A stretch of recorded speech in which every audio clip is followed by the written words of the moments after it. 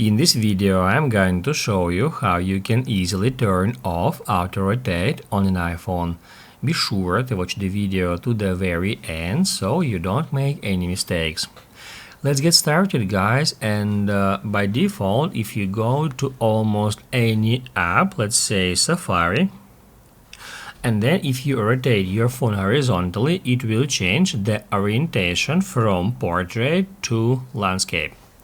This works in most apps, however, if you need to disable this feature, you can easily do so in a couple of seconds. So guys, all we have to do is just swipe down from the top right corner of the screen to open up Control Center, and that's where you can easily find the icon that looks like that. All we have to do now is just tap right here at this shortcut. It says now that portrait orientation lock turned on, and in this way we can lock this portrait orientation. And now if I tilt my device, it doesn't activate landscape mode.